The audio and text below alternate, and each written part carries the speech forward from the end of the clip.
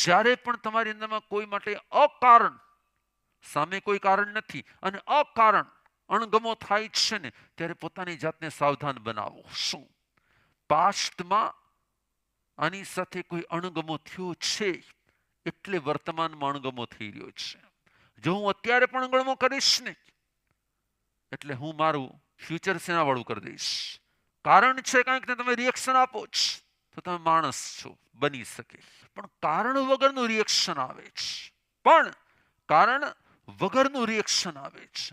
એ કારણ વગર કેમ એના પ્રત્યે દુર્ભાવ થઈ રહ્યો છે?